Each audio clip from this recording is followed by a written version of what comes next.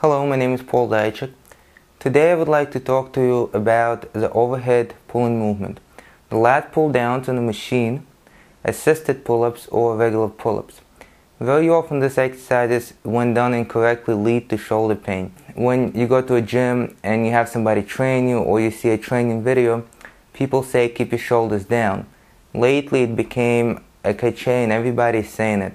Every trainer that you would see would tell you keep your shoulders down no matter what happens.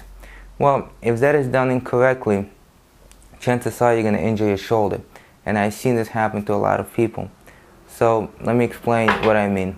So let's say you're doing an overhand pull-up.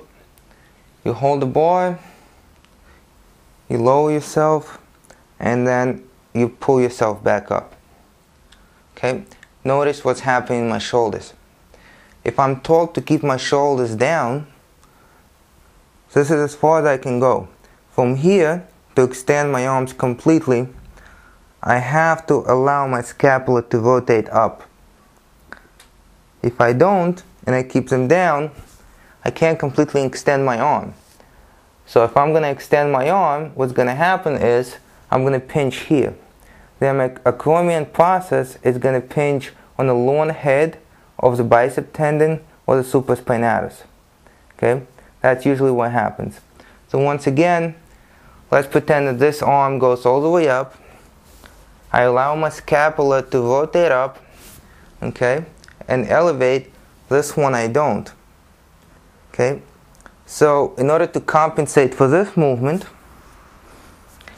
what I actually end up doing is pinching here, and I increase the mobility of my shoulder joint to compensate for lack of mobility in my scapula.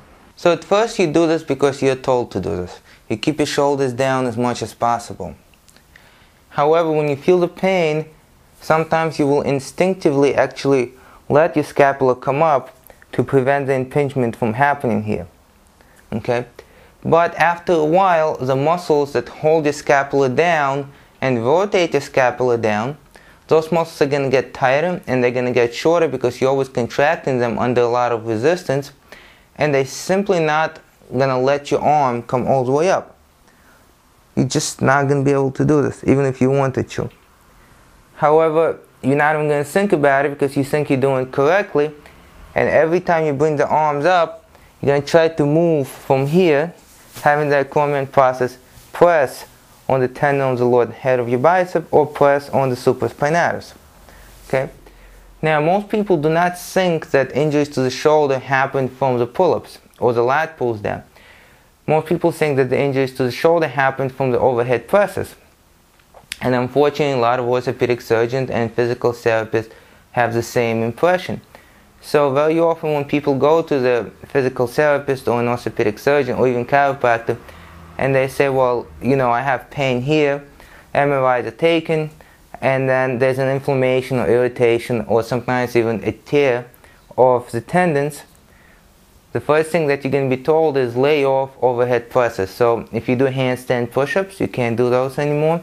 If you do a barbell or dumbbells overhead presses, you can't do that anymore. Any kind of overhead pressing movement you can't do anymore. However, most people are not going to tell you to stay away from pulling movement. Okay? Whether it's pulling this way, pulling that way, or pulling this way. So what's going to happen is, for a while you may feel like everything is getting better because this irritates as well. Pushing up irritates as well, not just pulling down. Okay? Remember, we're not talking about which muscles are doing the movement. We're talking about what happens when your acromion process can't correctly get out of the way and let the tendons do their work. Okay? So after a while you keep getting the pain. Now you're not doing any overhead presses, you don't know what to do next, and the doctor will most likely tell you one of the three options. Very common options. The first one is do not do anything, do not move your shoulder, and you may just do bicep curls and tricep press down and basic exercises. That's usually the first option. However, if the bicep tendon is injured and not the supraspinatus, and you do the curls, you may still feel the pain. Okay, so that would be the first thing. Sometimes the doctor will give you a rehabilitation routine and you might rehabilitate. And it's not even about the fact that you're working your rotator cuffs, it's about the fact that you're not having your acromion process press into the tendons. You feel better, you go back to overhead presses and lat pull down, and all of a sudden there's pain again. So that's another option. And of course the two other options is the surgery or the injection that's going to take away the inflammation. Well, the surgery, of course, it's a separate total issue, and the inflammation, you can take it away, but you're still going to be injuring the tendon. It's going to keep getting worse, worse, and worse, and you may not feel it for a while, and then it might be too late, and unfortunately you may have to do a surgery at that point if you go to the point of no return and the injury is too great. Now, if you have lateral scoliosis, your condition might even be worse. That means that if your spine a little bit turned to one side or a little bit to the other side, chances are, and this happens most of the time, if you have one side a little bit higher, the side that's lower, that's where you're going to feel the pain in your shoulder. And that happens for many reasons, but two most important ones is, number one, if that shoulder is lower, chances are you already have tightness in the muscle that moves the scapula, and they're going to keep it down. That's number one. Number two, of course, where this arm is a little bit closer to the bar, this arm has to overcompensate at the shoulder joint. So it's not even the fact that the whole scapula is not rotating up, although that probably is the case as well. Now you have the body leaned over to the side, and you have to move it up more. Okay, so that's what happens if you have side to side. Now the question is, should you tell your clients, or should you tell people that you train, or should you do it yourself? Should you keep your shoulders down? Well, shoulders down advice started when there were people that were using the machines with little weight, and this was the movement. The shoulders were being kept up, and this was the movement.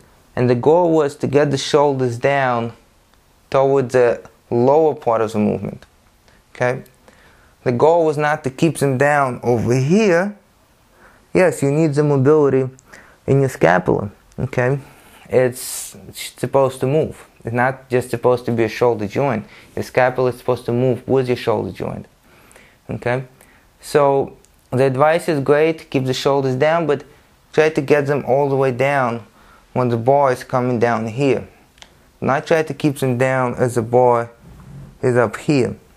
So now for the last part, what happens if you do have the shoulder injury? How do you solve it? Well, the automatic response is not to stretch. I study stretching myself, and I've been studying for a long time, and I've been practicing different forms of stretching, and I believe in stretching when it's a correct option, but it's not always a correct option. However, lately a lot of people got into stretching, and stretching became the magic bullet, and the answer to everything is stretching. The muscle hurts, stretch it. The muscle is tight, stretch it. The muscle is irritated, stretch it. Well, in this case, very often it does not work. Okay? Because the goal is to release the muscles that are holding the scapula down. Okay? Sometimes the goal is to release the muscles that are flexing the spine to the side. Okay? So stretching by itself does not necessarily work. And if you have irritated muscles, inflamed muscles, and you begin stretching them, overstretching them, that could actually do more harm than good. Okay?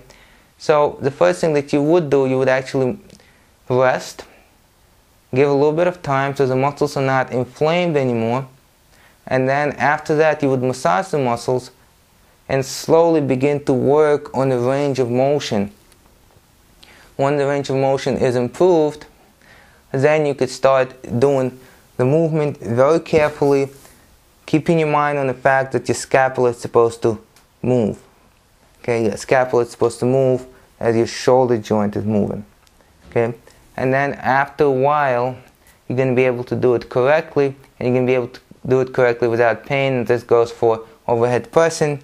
This goes for overhead pulling.